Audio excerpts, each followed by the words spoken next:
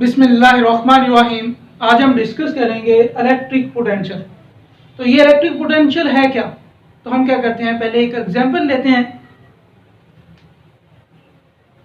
ये हमारे पास earth surface है। अब हम क्या करते हैं, इस जो अर्थ की जो ग्रेविटेशनल फील्ड है, इस रीजन में हम क्या करते हैं, एक ऑब्जेक्ट को सर्टेन हाइट से फॉल करते हैं।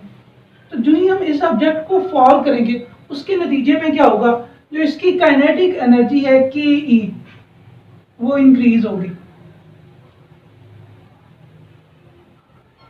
यानी हमारे पास एक ऑब्जेक्ट है, वो एक फोर्स फील्ड में फॉल कर रहा है in the direction of force field.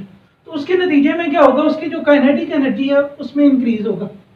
अब नेक्स्ट है सेकंड, अगर यही ऑब्जेक्ट जो है ये on the surface of earth पड़ा हुआ है, हम क्या करते हैं, इसको मूव करते हैं अगेंस्ट फोर्स फील्ड, यानी हमने इसको अपवर्ड मूव किया। अब अगर इसको हम अपवर्ड मूव करते हैं तो उसके लिए हमें क्या करनी पड़ेगी, हमें एक फोर्स लगानी पड़ेगी। जो ये हम फोर्स लगाएंगे, अब फोर्स भी लग रही है और ये ऑब्जेक्ट क्या कर रहा है, कुछ डिस्टेंस भी ट्रेवल कर रहा है। तो जब किसी ऑब्जेक्ट के ऊपर फोर्स एक्सर्ट हो और साथ में कुछ डिस्टेंस ट्रेवल करे, कुछ डिस्प्लेसमेंट कवर करे, तो हमारे पास वर्क होगा। अब ये जो वर्क है ये क्या होगा, इसकी गेन इन पोटेंशियल एनर्जी की फॉर्म में आ जाएगा। बिल्कुल सेम सिचुएशन है हमारे पास इलेक्ट्रिक फील्ड में। यानी यहाँ पे two oppositely charge parallel plates हैं, जिसकी वजह से इस रीजन में हमारे पास यूनिफॉर्म इलेक्ट्रिक फील्ड है। अब हम क्या करते हैं, इसमें जब टेस्ट चार्ज क्यू नॉट को रखते हैं, तो क्यू नॉट बिल्कुल लाइक दिस, जब वो क्या करेगा, बी से ए की तरफ मूव करेगा, तो that is moving along electric field, electric force. तो जब वो इलेक्ट्रिक फोर्स के अलोंग मूव कर रहा है, तो उसकी वजह से क्या होगा, काइनेटिक एनर्जी में इंक्रीज आएगा। तो यहाँ पे हमारे पास फर्स्ट पॉइंट आ जाएगा, when charge move from B to A, यानी जब चार्ज जो है वो पॉइंट बी से पॉइंट ए की तरफ मूव करेगा, तो उसके नतीजे में क्या होगा, देन के ई इंक्रीजेस। तो उसकी जो काइनेटिक एनर्जी है वो इंक्रीज हो जाएगी। उसके बाद नेक्स्ट है सेकंड पॉइंट, उसमें हम क्या करेंगे, इसमें हम सेकंड में हम क्या करेंगे, चार्ज को मूव करेंगे पॉइंट ए से पॉइंट बी की तरफ। तो सेकंड पॉइंट क्या होगा, when charge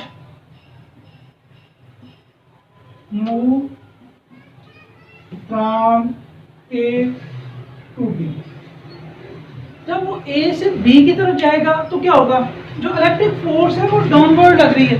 तो हमें क्या करना पड़ेगा, जो चार्ज की, क्योंकि डाउनवर्ड है, हम इसको अपवर्ड मूव करना चाहते हैं, तो हमने क्या करना है कि यहाँ पे चार्ज को जब अपवर्ड मूव करना है, तो हमें इस इलेक्ट्रिक फोर्स के अगेंस्ट एक फोर्स अप्लाई करनी पड़ेगी। सेकंड, यहाँ पे हम चार्ज को रखेंगे इलेक्ट्रोस्टैटिक इक्विलिब्रियम में। अब इलेक्ट्रोस्टैटिक इक्विलिब्रियम से क्या मुराद ले रहे हैं कि हमने चार्ज को यूनिफॉर्म वेलोसिटी से मूव करवाना है। तो जब यूनिफॉर्म वेलोसिटी से मूव करवाना है, तो जितनी इसके ऊपर पहले इलेक्ट्रिक फोर्स लग रही है, उसके इक्वल और अपोजिट हम क्या करेंगे, एक फोर्स अप्लाई करेंगे, जिसकी वजह से जो नेट फोर्सेज हैं वो जीरो होंगी और चार्ज क्या करेगा, यूनिफॉर्म वेलोसिटी से मूव करेगा। अब उस फोर्स की वजह से फोर्स और डिस्प्लेसमेंट होगी, और क्या आएगा कि जो ही हमारे पास चार्ज मूव कर रहा है ए टू बी, तो उसकी जो पोटेंशियल एनर्जी है वो क्या होगी, increase, then P E increase. उसके बाद नेक्स्ट है कि अगर हम क्या कर रहे हैं, चार्ज को मूव करते हैं पॉइंट ए से पॉइंट बी तक, और यहाँ पे हमें जो वर्क करना पड़ता है वो वर्क है हमारे पास WAB। अब जितना हम वर्क करेंगे वो किस में कन्वर्ट हो जाएगा, that convert into increase in its potential energy. यानी उसकी पोटेंशियल एनर्जी में जो इंक्रीमेंट होगा वो बिल्कुल उतना ही होगा जितना हम क्या करेंगे, वर्क करेंगे। तो इसको हम ऐसे भी लिख सकते हैं, जो पोटेंशियल एनर्जी है, change in potential energy UB minus UA is equal to WAB। तो ये पोटेंशियल एनर्जी होगी एट पॉइंट बी में, एट पॉइंट बी, और ये हमारे पास पोटेंशियल एनर्जी आ जाएगी पी एट पॉइंट। उसके बाद नेक्स्ट है इलेक्ट्रिक पोटेंशियल डिफरेंस क्या होता है, उस तरफ हम चलते हैं। इलेक्ट्रिक पोटेंशियल डिफरेंस,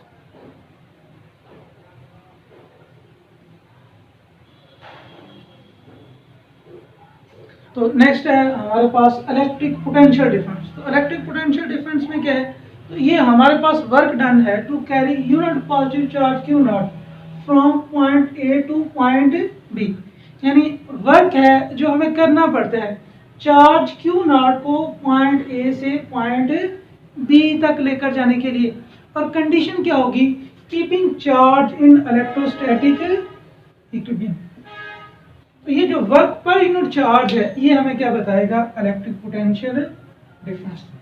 तो डेफिनेशन आ जाएगी इलेक्ट्रिक पोटेंशियल डिफरेंस की, work done in carrying unit positive charge from one point to other point, या point A to point B, वही condition keeping charge in electrostatic equilibrium. तो ये जो work per unit charge होगा ये किसको represent करेगा, पोटेंशियल डिफरेंस को। नेक्स्ट है, इसको हमने लिख दिया V B minus V A is equal to W A B over q naught. तो यहाँ वी बी क्या है, ये पोटेंशियल है एट पॉइंट बी पर, और वी ए क्या होगा, ये हमारे पास पोटेंशियल आ जाएगा एट पॉइंट ए पर। तो अभी थोड़ी देर पहले हमने डिस्कस किया था कि जो वर्क है that is equal to change in potential energy. तो पोटेंशियल डिफरेंस को हम लिख सकते हैं in a form of change in potential energy. तो इस डब्ल्यू ए बी की जगह पे हम क्या रख देंगे, डेल्टा यू। तो हमारे पास एक्सप्रेशन क्या आ जाएगा, potential difference is equal to the change in potential energy per unit charge. तो यहाँ से हमारे पास सेकंड डेफिनेशन आ जाएगी पोटेंशियल डिफरेंस की, तो that is equal to difference of potential energy per unit charge.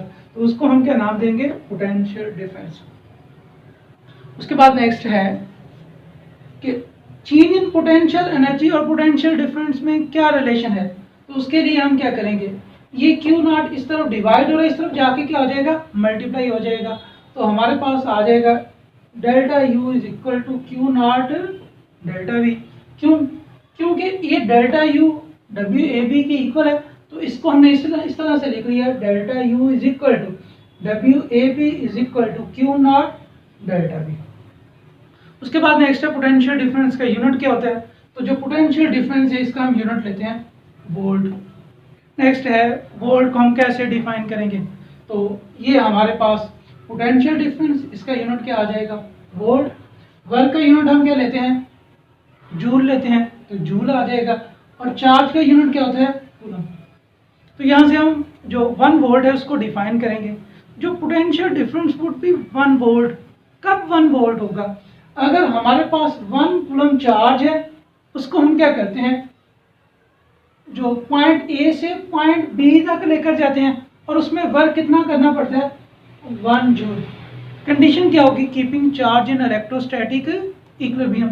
तो उस वक्त इन दो पॉइंट्स के दरमियान जो पोटेंशियल डिफरेंस होगा वो कितना होगा, 1 वोल्ट आ जाएगा। इसके बाद नेक्स्ट आ जाएगा पोटेंशियल एट अ पॉइंट। पहले हमने क्या किया, 2 पॉइंट पे पोटेंशियल फाइंड किया है। नेक्स्ट हमने क्या करना है, potential at a point find करना है। तो पोटेंशियल एट अ पॉइंट में भी क्या होगा, हम पोटेंशियल डिफरेंस ही लेंगे, लेकिन इसमें जो हम सेकंड पॉइंट लेते हैं, या जिस पॉइंट से हमें चार्ज को मूव करना होता है उसको हम इन्फिनिटी पर रखते हैं। यानी इसमें हम क्या करेंगे, work done to carry a unit positive charge from infinity to a certain point. Condition वही होगी, keeping charge in electrostatic equilibrium. तो उस वक्त हमारे पास वर्क पर यूनिट चार्ज क्या बताएगा, electric potential at a point. क्यों, यहाँ पे जो सेकंड पॉइंट था वो इन्फिनिटी पे था, यानी जैसे ये ए बी है और ये ए है, लेकिन यहाँ पे हम ए को कहाँ पे लेकर आए, इन्फिनिटी पे।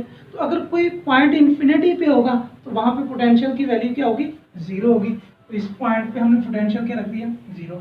तो ये आ जाएगा बी, तो इसको हमने इन्फिनिट पॉइंट के रेफरेंस से, तो जीरो की वजह से इसको अगर जनरल फॉर्म में लिखते हैं तो ये फैक्टर खत्म हो जाएगा, v आ जाएगा वर्क पर यूनिट चार्ज। उसके बाद नेक्स्ट है, क्योंकि वर्क भी स्केलर है और चार्ज भी क्या है, स्केलर, लिहाजा हमारे पास पोटेंशियल एट अ पॉइंट या पोटेंशियल डिफरेंस की हम बात करें तो ये दोनों कौन सी क्वांटिटी होंगी, स्केलर होंगी। तो ये था हमारा आज का लेक्चर जिसमें हमने डिस्कस किया इलेक्ट्रिक पोटेंशियल डिफरेंस क्या होता है और electric potential at a point क्या है और पोटेंशियल डिफरेंस का यूनिट क्या होगा। अल्लाह हाफिज़।